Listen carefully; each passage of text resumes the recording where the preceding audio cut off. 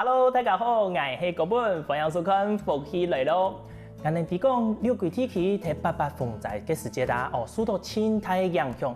不过到今家呢，今日咧观光农山啊，悄悄嘅恢复到一定好嘅成绩嚟哦。今家今半日，人哋都特别邀请到一位当天后生农民朋友嚟到节目现场。佢差唔多喺9年前回到自家嘅家乡，从事一个农业，成立了一个品牌。唔单止推动嘅菜系嘅农业，也杀出天数嘅当地嘅观光发展咯。一個從農之路啊，係樣板嘅精彩，特別有樣板嘅故事呢，係家家有請佢同大家來分享吧。馬上來歡迎我哋來自六龜嘅李立貴。主持人好，大家好，我來自六龜，我在種植珍珠芭樂。歡迎阿貴來到我哋節目地邊哦。條到有講到啊，阿貴我哋講，係差唔多係9年前回到這個家鄉六龜嘛。嗰時節唔知佢本身工作得好好，怎麼佢會想到回轉去六龜啊？那時候是因為爸爸生病開刀，那覺得家裡面需要有小朋友可以看頭看尾，所以那時候就回去了。然後就覺得說，至少家裡還有個小朋友可以看着爸爸媽媽這樣子。盧卡昌5年你冇其他兄弟姊妹嘛？有，我有一個哥哥，一個姐姐。嗰種算係最細嘅。對。哎呦，最細應該就最強嘛，難怪我會想到講，回去看一下天數，照顧一下老人家。不過，回去之後啊，馬上回去之後，都想到講，我可以來做農業，係講有乜嘅機會之下，想到我可以來從事一個農業。盧卡本身有在耕田嗎？沒有，爸爸其實是割檳榔的。那因為爸爸原本就有工作，那時候剛回去的時候是幫爸爸就是兼着做。那其實我在梅子工廠是做最久的，我大概做了5年多。那會務農其實也是因為看到梅子工廠，那覺得農業其實它是有期待的，然後它是有它的一個很不錯的契機。對，所以那時候就其實在離職之前，其實就有想過務農這一條路。對，所以那時候也是想了很久。如果面到講，我其實也可以來做看下先。結果唔係田頓爸爸來種牆嘅，也唔係講我去田頓嘅工作嗰啲梅嘅加工啦，我來種梅嘅。結果都唔係，佢來種喇叭咧。阿哥，怎麼嘅唔會有一個想法？梅嘅牆嘅，都看得到呀。結果唔係現在咧六龜冬季也唔係生產一個喇叭嘅產地啊，怎麼嘅唔會選擇講我來種喇叭咧呢？其實那時候也是考慮了很久。那因為芭樂其實它是主要的台灣現在的主要經濟作物，然後它其實是1年4季都可以生產。那因為我沒有底子，那我覺得白手起家，那也不要給自己一開始沉重的負擔。那其實種珍珠芭樂其實它好種，那慢慢的就是會慢慢去研究它的品種啊，然後去看看市場的接受度怎麼樣。那其實我會最開始會選芭樂，其實是真的是經濟考量，那也是自己的能力啦。對，就是慢慢精進這樣子。對。不過阿貴，你喺現在種喇叭的之前，你有想過嗎？你自己有沒有去曾經想過講，我可以試一下種牆誒？田頓爸爸種牆誒，你有想過嗎？有，那時候其實有想過，但是因為爸爸就是因為檳榔然後開刀，所以其實我在這方面其實就不會有太多的去重視它，因為我覺得檳榔畢竟它之後可能也是會被淘汰掉的。那其實我家也是開檳榔攤的，那有來買檳榔的認識的熟客，我也都會跟他們講說，檳榔不要再吃了。食過食話冇事。對對對。原來安尼。不過其實盧卡本身都有農地嘛，那剛剛你種喇叭的時候，你係用這個盧卡的農地呢，還係講另外去租人家，也係漂人家的地來種啊？其實我全部的地全部都是承租的，我們家其實是沒有地的，雖然有一塊林務局的地，但是它是在山坡上面，對，所以我覺得畢竟想要務農了，那我一定會找比較適合可以耕作的田地，所以到目前耕作大概3甲多，全部都是承租的，所以其實壓力是會有一點大的。哇，一開始當你租個3甲的地來種喇叭的，係一開始的時間面積冇安排。對，其實我覺得務農是這樣子，就是慢慢來。我原本就大概是做7分地，那一年逐步增長。那像去年的話，我那時候就一口氣增加了大概快1甲半。對，因為我其實還有在培训我自己的工人，应该是说自己的工人自己养。对。那芭乐原本冬天的工作就比较少了。那我觉得农夫就是这样，你如果没有东西的话，你就没办法做贩售，没办法做收入。对。所以那时候就兼职做了一个香蕉的部分。对。结果种的太多了。对，有点。就是压力有点太大了。不是我想讲，头头按你讲3甲期应该唔免抢1年嘛吼，你还有其他的工人师傅等等做，如果还可以做其他，我想讲，1年种3甲期一定是很累的事情。对，其实我在做田间管理的部分真的是都我自己，那师傅他们主要就是帮我做包芭乐。那修枝芭乐，那香蕉的部分就是来帮我做，也是一样帮我包香蕉这样子。对。不过讲到这来，阿贵你睇现在讲，离职从事正式投入一个农业的时节，这个上的规矩啊，有去问过其他人，譬如讲卢卡人家里面的人啊，大家个意见，有去请别人讨论过嘛？有读到嘛个某种的反应嘛？其实遇到很大的反差啦。其实我最主要还是先以老婆为考量。那毕竟我们2个是一起生活，那经济的部分我们要自己一起去承担。那老婆的部分，其实我沟通了大概1-2年。对，那真的是老二出生的时候就毅然决然的是想要离职去全职做农业。那当初真的确定离职的前1个月才跟我爸爸妈妈讲。那他们就是说啊，好好的工作不做啊，为什么要去做农业？对，以前妈妈我们在读书的时候，她就是说啊，你不好好读书，以后就是要去耕田。对，那没想到我现在真的回来耕田了，却没有田给我耕。那时候其实租地其实是个很大的问题。那时候其实周边的姑姑啊、那个伯母啊，他们也都说啊，就好好的工作不做，为什么要务农？那我就跟他们讲说，毕竟我觉得务农有我自己的时间，那想要陪伴家人的时候，就比较多的时间可以自己去衡量、去调整这样子。对。不过头头听安尼分享，阿贵唔睇同卢卡尼在讨论的时间，有讲到一件事情，讲更加耕田还冇按简单，因为租不到地。怎么该不会有一个情形？因为我其实刚回去，那原本可能人家会觉得你回来务农是要真的还是假的，所以我在找地的时候，其实也问过很多。那他们原本就已经有租人的，可能他们已经原本就在农做的，那你当然是要去问那些没有在耕地的。那有时候去问一问，就是可能没有水啦，或者是那个地你要去整理的话，可能要花很大的时间。那后来就是问啊问，刚好有一块就是做芭乐的，那他们也要做，那我就跟他盘下来。但是那时候遇到一个状况，就是我知道那附近好像有猴子，对，那想说，他既然已经种芭乐了，那是不是我又省了一些工？那想说就是先骑驴找马，对，就先把它接下来做。没想到做了之后，就遇到了猴子真的来采摘了。对，就在我要收成的时候，他已经帮我收了一遍。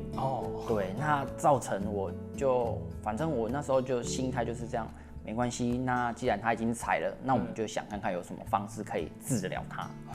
对。还有个有上到某个方式嘛，结果训练出一批猴的从天数哪拍嘞。那时候后来就想到做电网的防治。对，就是我们也是去离它，那我们也不伤害它。对，那就是共存呐。对，就迷顿的，然后不要尽量不让它靠近啊。反正盖斯工真是没法度，还是有一些漏网之鱼啦，还用板路松底啦，对，如果给人试吃啊呢。是。盖斯工给人试在道路跟今年的喇叭的唔会吵哦，系咪安尼啊？对啊。不过阿贵头头安尼分享啊，我有提讲，在从事农业之前，有同卢卡安人讨论过的，家迄种支持的，不过爸爸啦，其他家人还保持一个比较，讲怀疑啊，不能说完全反对，来讲怀疑的态度嘛。嗰时节你有读好，你有个今年来的，什么今年3年的出生嘛，那个时候应该是。对于卢卡来讲，算经济上有一个比较大的压力的给。你这个1年也这样子投入，那个时候你自己的压力是不是也很大？会不会有读到某个曾经会让你想要放弃的时候？还是有什么很大的挑战？其实一开始其实真的是一个很难跨越的门槛，但是既然我们已经讨论过要做，那其实那时候心情应该是愉悦的，想说有新的东西可以尝试。所以那时候其实我们自己的经济条件虽然没有很好，但是我们有预留金。那时候刚好前老板其实也不错，然后我有跟他请一云流亭，所以在第1年的时候，其实我有请一云流亭的薪水。对，然后就是边照顾小朋友，然后就是边从事自己的农业。那时候就是刚刚起步，所以那第1年其实也是过得很辛苦。但是我觉得就是一年一年不一样，就是慢慢的会转变。对，那中间的话其实也会学到很多新的不一样的东西。对。错噶，之前冇一个经验嘛，又拄到好唔要种的迄路卡平时熟悉的习惯的嗰种强诶，讲不断的去学习啦，学个新的东西。你在这一段期间底部，你喺种哪拍的啦、管理啊，也喺讲树上啦，也有方式，你用什么方式去学啊？因为我们那时候其实六龟不是芭乐的主要产区，那所以其实我们又地处比较偏远，所以那时候在学习其实是有点辛苦的。那刚好高雄市农业局他们也有一些管道跟平台，那可以让我们可以很容易的去接触到原本就有种植的农夫，那我们就可以去询问。其实现在农夫他们都很开心，说有新生代的人可以去传承或者是询问他们。那在这个过程中就会学习到很多不一样的东西。对，比如讲，你这个100去抢高，你有学习到什么让你比较印象深刻的事情吗？有，那时候就有一个大姐，她说，其实芭乐的话，你可以做分批管理。那像我们那边就是有就包，有就包，就是芭乐它1年4季都可以开花结果。对，那像我们的方式的话，因为我是比较要走向大面积管理，所以我那时候就做分批。分批的好处，第一可以用药好管理，那我们请工，然后也会比较好操作。可能我一批可能就是请这些工人，那我可以去算我自己的经济成本，那这一季划不划算？那在我自己做田间管理的时候，我就会比较好管理。就像我可能包完之后，我就很少用化学用药。对，在这个方面，第一是给自己一个安心，然后也是给消费者一个安心。对，就整体上面，其实我做分批，然后做易肥管理，会在这个芭乐产业上面，我觉得是一个很不一样的改变。古时候你讲有个分批管理，有个方式，还算讲个新的方式，一个新的管理方式，跟一般的牧场来讲。虽然说1年4季哪怕都可以树上，不过如果你切一团一团，在这一段时间都树，一段时间都休息没树，是按的意思嘛？对，但是听起来是这个意思，但是其实我是把它分6批，所以其实我也是每批都有的收，只是把我自己的田地分成6区，每个月大概可以修剪，然后采收做包装，在工人的分配上面我们也比较好协调。对，不会说你做分批的，你可能这个月收完，你下个月没得收，不会。其实我是每个月都有的收，只是我把我自己的田区做一区一区的管理，而且其实这样会比较省药省时，也会比较省工。对，因为可能是我都自己做田间管理，那让我自己的时间可以更充裕，才可以想其他的事情。对，因为我们还要做到行销的部分。对。要给后生朋友啊，农民朋友这个轨道路卡在家乡之后，当然的牧场用的新的想法去管理这个产业。不过里边还有更多精彩故事哦，我们休息一下，CB上继续来同大家分享哦。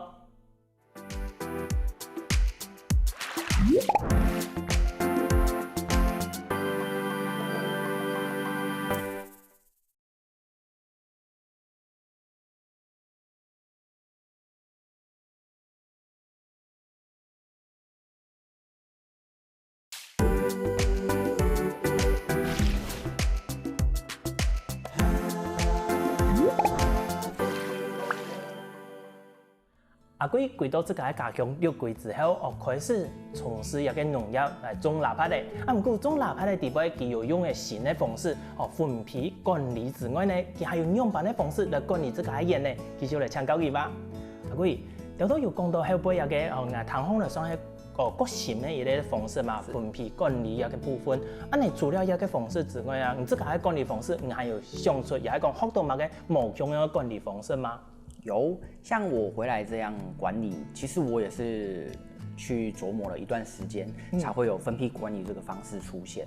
那在于新的管理方式，我可能就是做于液态管理，就是易肥的管理。那我会比较有贴近用一些菌的部分，像我自己泡的凤梨酵素，那古特菌、光合菌的部分去做它根系的保养。那植物的根就像我们人的胃一样，你其实只要胃顾好，那其实它就会健壮。对。那在分批管理的部分上面，我们就又更好去操作。我们不用就是每一年度、每一时候就是去照顾它，我们可能就是在它着重的点的时候，可能在于它可能在开花的时候，我们就用不一样的菌。那到成熟采收的部分的时候，我们就换不一样的菌类去帮助它吸收养分。所以在管理上面，我们在有机质的部分可能会拉比较高，所以它的风味上面可能会比较带酸气一点，那会有它自己原本珍珠芭乐的酸味。那我们本来吃其实就是要吃它的酸味，它原本芭乐自然的果味。哎呀，俺们设计腊排的，就是我设计腊排的面是，某种油的腊排的，虽然讲好食，不过吼，对头豆米来讲，俺设计都会甜。嘿，对头是甜，对米吃到米也是甜，就是只有一个甜味而已。某像你讲的哦，真是有一个腊排的面是。不过糖红的，这个对一个管理方面啊，唔像头排呢吼，都不像以前俺们讲的惯性农法，发现到虫哦，也系讲嘛个偏灰，俺们都用一种药的，发现到嘛个起吃，俺们又用其他药的方式，就是防止。就结果一年四季地杯啊，就像当地沙药嘅功用。而家唔能管理的方式唔免呢吼，喺分批可以休息之外，还对其他嘅皮料来着手啊。某种嘅季节休息的时间有乜嘅问题，俺们都用自家做嘅嗰种酵素啦，嗰条去做保养，好冇？就跟像是俺们平常人体是嘅保健食品功用。哦，你做一个其他讲酵素啦，一种皮料全部自家做，会唔会更麻烦？其实它是比较麻烦，但是我觉得就是要把它的本味拉出来，该麻烦的时候还是要麻烦。就像你刚刚讲的，用药的部分，其实我们还是会用药，只是我们的管理方式跟别人可能不尽相同，他们可能是全期用药，那像我的部分可能到包完之后，可能就不用化学农药。对，我就转做有机制裁的部分，因为我觉得包了之后，我们要再采收，可能它虽然有一段时间，但是在上面的部分，我们还是尽量去用有机的制裁去把它做 cover， 因为我觉得如果没有去管理它，它出来的东西一样是不好，不能说我包完之后就都不管理。对。那现在其实有很多有机制裁的部分，那其实我们就用这个方式去把它做代替掉。对。然后我们其实也是希望它到收成交到消费者手上，它是一个完好美好的东西。对。那阿贵，你这个有讲啊，好讲，你们这个贵州卢卡还从事一个农业，想办法去做某种的管理之外，你这个还腊排的，因为腊排的俺们都提供，它是一个很平常见的一个农产嘛，你还除了这个管理方式之外，你还有其他嘛个特色，系同一个其他地方的腊排的某种用的。其实我们那边的芭乐跟别人的不一样的地方是在我们六龟的地理环境很好。那因为它得天独厚，那温度它的夜晚的落差比较大，所以它的在于吸收的部分，它该休息的时候休息，该吸收养分的时候吸收养分。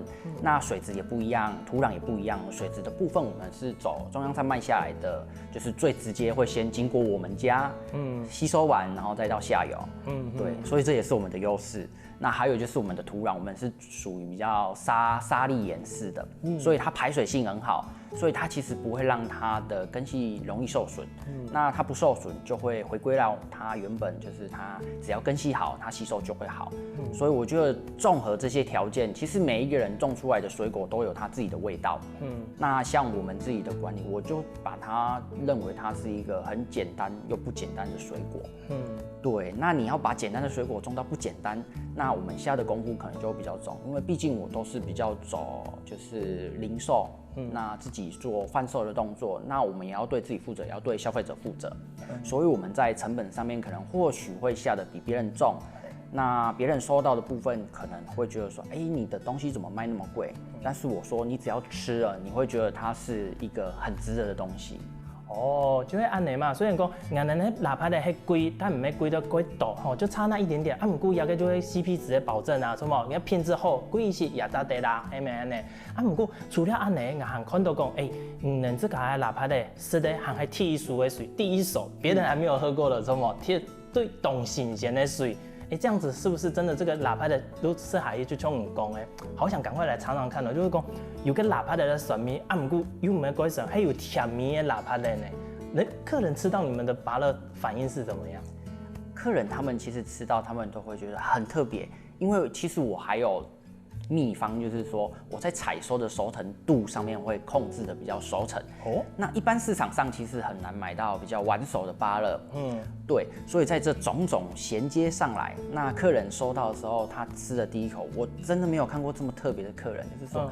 你们的芭乐真是超级好吃，那我都觉得说你是在安慰我们农夫嘛。对，那或许是我觉得我们有适宜的受众，那能接受我们的，然后喜欢吃我们的东西，那在味道上面，其实说真的，客人也曾经跟我们说，你们的口感比较偏酸。那但是他们喜欢这种酸甜的口感，不像外面一般就是你虽然好吃，但是像你讲的，就是都是甜味。那没办法，就是想说，就是一口接一口，你可能吃完一个好甜，你可能就不会再想要去拿下一个了。对他们说，他们就是可能吃了会想要再吃这样子。系啊，有的人为了追求这种可能口味上有某种的偏方，有的人还会讲去沾个梅粉。什么沾那个梅子粉，不然就是沾其他的东西，本体口味上有一些变化才可以继续吃下去。那不是都用搭配上个蒜米，它就可以一直吃吼。对，哇，可以好呢。不过除了安尼，还看到讲根本你阿贵你带来个含有自家的包装，要个包装也还能哪怕的能自家去设计的吗？对，那是我们请人家设计的。那其实它的包装其实它很特别，就是因为我们在我们的六龟有一个六龟大佛，那刚好我有一块地就是在六龟大佛下面，所以我们就用了这个大佛，然后去照应它，就是佛祖庇佑的芭乐。对。那像我们自己的品牌的部分，像我们自己的 logo 设计，就是我们的第一个字和，那就是有一个扶一只手，然后把土地扶起来，就是类似有一种依靠的感觉。对。因为讲，可能阿贵你的那些比较多是自家零售有一个平台或自家有一类群组的销售方式嘛，故说才可以用到这个季度均价一个方式。无像一般的可能生产过太量啊，也讲无某个管道，可能高分农费也都交给市场去决定价格，是不是这样？对，但是这个部分其实还是需要的。那当然有时候我们的量比较大的时候，还是需要有市场的供给。那当然，你在市场上买，你就要靠运气了。对，有时候你可能买到他的，有时候买到我的。对，但是你只要联络我，你买到的永远都是我的。我不太会去跟人家批货来卖。对，我觉得这是一种责任感，也是一种自己的坚持。对，除非是说，真的可能是我自己的下家，可能他们真的很缺货，我帮他调，这个部分我们可能就要说清楚。对，不然正常我不太会去跟人家调，我卖的都是我自己的。如果今天不好吃，我都跟消费者讲，你们一定要跟我讲，那让我们来做改进。我觉得在农业上面是互相学习的，不是说每一个人都可以做得很好。有时候我会跟他说，可能是天气的因素，或者是环境啊，下大雨啦，下大雨之后的下一个礼拜，可能它的甜度就会下降，那它有可能会水伤。这个部分我们都会跟消费者说，没关系，你们只要跟我们讲，那就像你跟我买，我们就是一个保障。对，我们下次再补给你，那个都不是问题。对。阿贵，安尼发条都可能安尼来包装啊，你面都讲伊个问题，你讲要个品牌係你自家成立的嘛？港中中哪怕的都更加差不多1久大概3年多一点点。3年lang的时间啦，故说迄提一开始港中哪怕的时间，你想讲来成立一个品牌，还好些面想讲我可以来创一个品牌吃看下先，嘛个时间有一个想法的呀。其实我一开始做的时候，我觉得品牌就要出来了。对，因为我觉得我自己的方针是明确的。对，那一开始虽然做品牌很辛苦，但是我觉得就是一步一脚印，慢慢做。当你到中后段有一些很支持你的人的时候，你就会觉得说，你这个品牌做的是真的很有信心。对，因为我觉得农业是这样子，它是需要规模化。那是需要经过很深思熟虑的一个概念跟想法，而不是说我今天想要做就去做。对，所以在这个方面我可能就会想的比较多，对，就会比较先想到我下一步需要做什么。不错，这时间其实就有一个成立一个品牌的想法的。那一个品牌无没有农创和睦农创一个名的应用版来的，应该有其他的故事在底背吧？对，那和睦农创其实和的话就是稻禾嘛，就是吃饭的意思。那也是取自我大儿子的名字。对，亩的话就是耕作一定要有田地，就是1亩田的意思。那农业嘛，农业就是我们做改进，然后去做创新。所以其实名字它也是很有深度跟意义的。对，我们就是朝着这个本质，然后去完成他最后的梦想这样子。其实佢也算你阿来的，和你阿个生年的其中之一。你也希望说，佢同你阿生年的狗狗一起在你的呢照顾之下，天天的茁壮，都更加已经3歲嘅，是嘛？哇，希望越來越好哦。觀眾朋友。阿貴佢個品牌啊，從佢個生年的狗狗，天天的聽數幫佢睇。唔過有個品牌啊，唔單將管理的方式啦，也講佢行銷的方式有冇狗狗，佢係聽數的當地的觀光的發展哦。佢有兩萬做到的呢，人哋休息一下，繼續嚟同大家分享哦。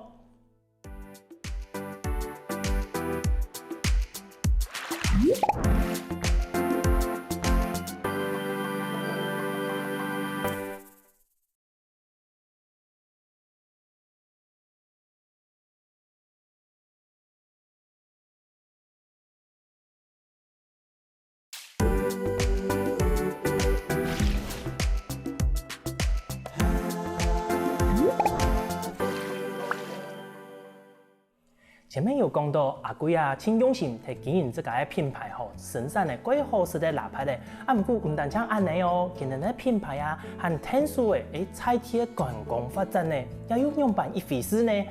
夾嚟同阿貴問一下吧。阿貴，你嘅品牌經營到更加頭都有講嘛，3年lang嘅，其實成績也唔係清差，也貴好，有幾多嘅人客同人買嘛。唔過除了安尼，你嘅菜地啊，談講你嘅品牌還有特殊的菜地的觀光發展，也係用蠻一回事啊。因為我們其實做在地的部分，其實我覺得就是一個，我覺得做到這個階段的時候，我覺得就是需要付出一點。那其實在地也很用心，那也有幾個年輕人，我們就是一起，有時候就是聊聊，就會聊一下在地的東西。那剛好在地協會他們也是很用心，對。那我們有時候就會接一些食農教育的部分，對。我覺得食農教育是現在小朋友他們很要學習重視的，而且食農教育法也通過了。對，我覺得他們吃到的東西，那可以去了解他們食物的原本，就是從種植到生長到採收。我覺得這不單單是吃一個食物了，而且是可以讓他們了解他所吃的食物的生長啦，或者是說他有一些不一樣的東西。對。嗰個有個部分係講，體育部都有同學校嘅，去結合去推廣有個食農教育嘅部分。等於講，都係一個欣賞，錯嘛？有個欣賞帶給人去演的好嗎？有去到園子裡面嗎？有，一定要到園子裡面才看得到。當演的地方，你有個欣賞，你會搞緊的嘛？嘅你的食農教育裡面，你會帶他們怎麼去操作？也去看嘛？嘅可以分享一下嗎？其實我會帶他們，就是從芭樂的一生，從我種植啊，那到採收，那從開花到結果，到收成大概要多久？那可以詳細的稍微介紹一下芭樂它一生的週期是怎麼樣，然後到最後教他們怎麼採收，那採收之後回去要怎麼保存，要怎麼食用。像上一個階段您講的說，有一些芭樂是需要沾梅子粉的，我都跟我的客人講說，你買6桂的芭樂是不需要沾梅子粉的，這樣你就會喪失它原本的本味了。對。頭頭剛你講到，你會搞緊的一個臘排的一生嘛，甚至會接觸到說怎麼去採收，所以嗰時候今日假使講食農教育嘅課程都好配合到有臘排來可以採收的時間，唔會幫給人去採收啊。其實有一些農夫，他們是不願意讓別人踏入他們自己的園子。對，因為它會帶來的菌害或者是一些不一樣的因素，你可能土地踩踏太久了，它就會比較硬掉，那對於它的生長走勢可能就比較不好。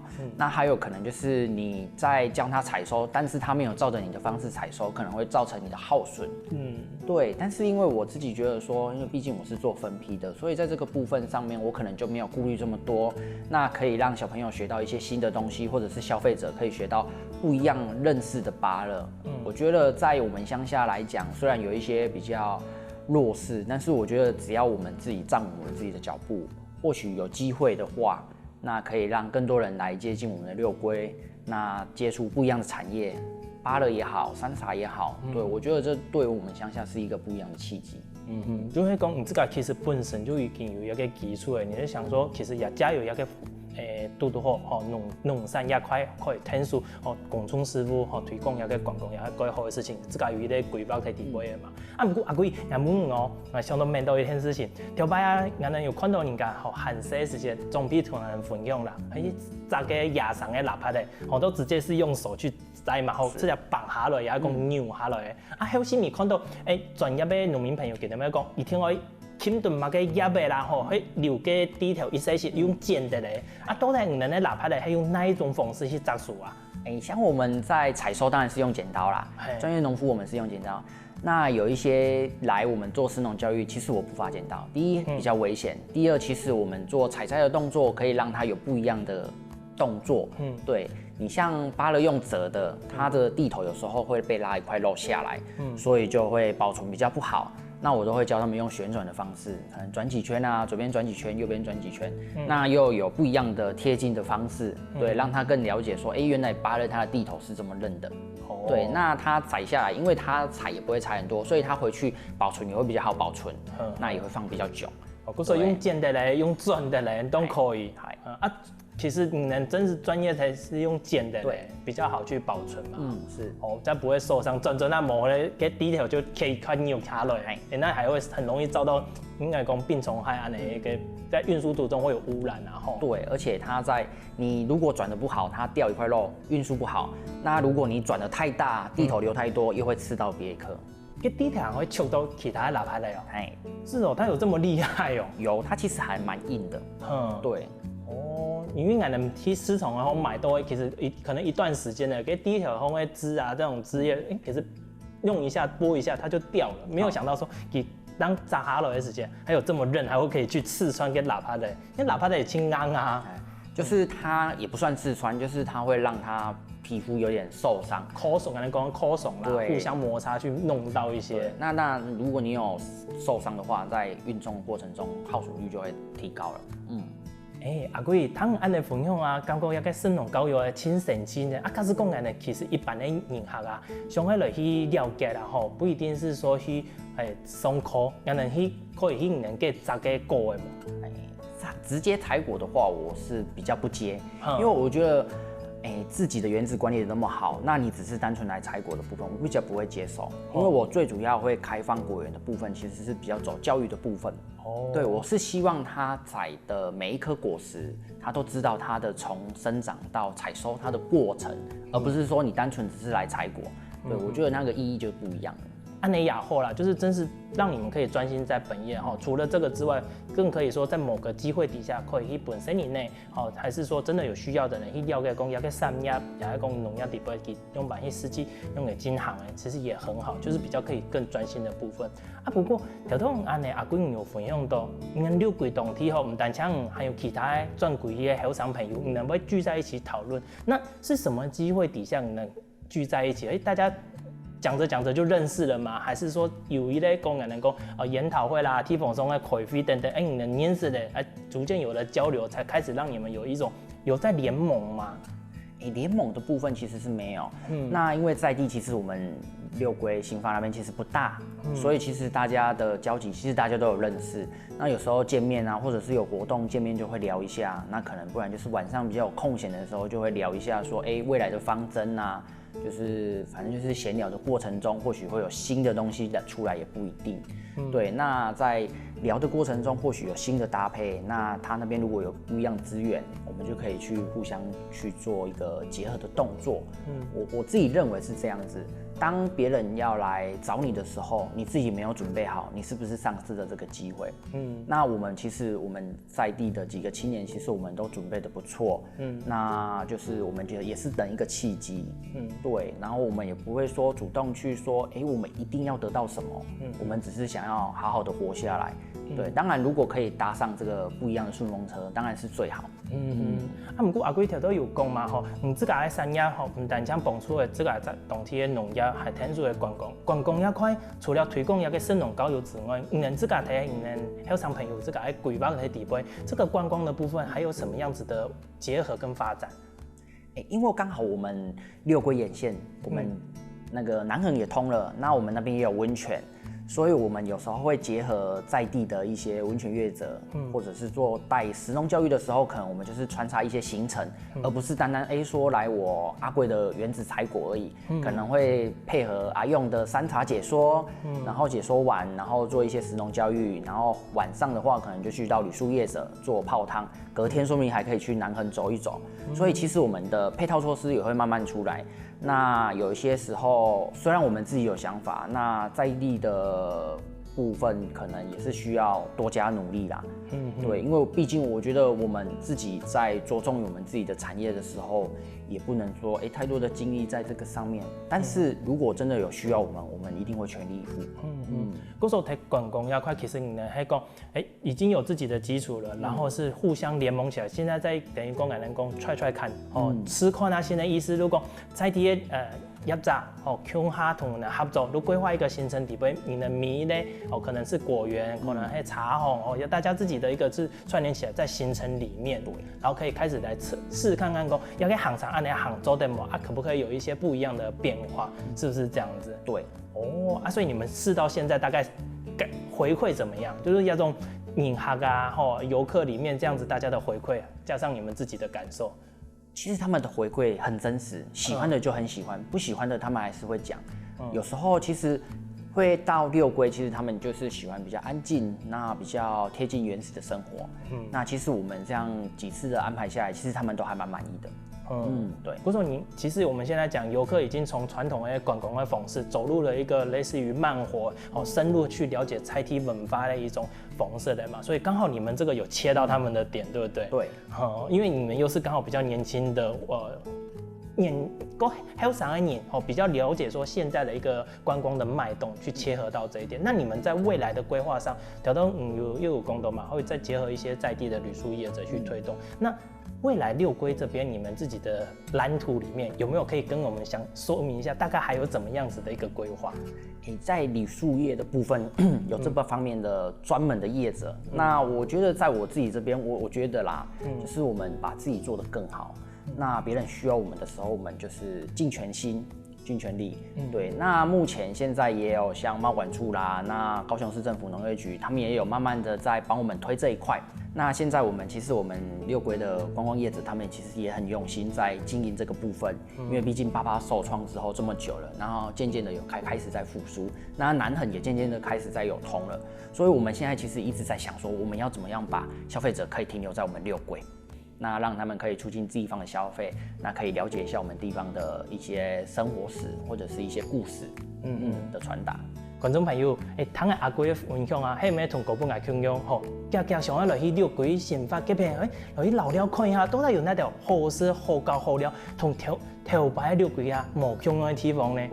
真上吼，再一次感谢阿贵今日带来按精彩的故事同安尼分享多谢。好，谢谢主持人，谢谢大家，有机会可以来到六龟找我们玩一下。对，我找到更加大家为我们有个什么呢？更加听听先生来运动一下，放松一下咯。希望我哋福喜来节目嘅朋友，记得点赞、听客家电视台嘅频道，顺势记得分享出去哦。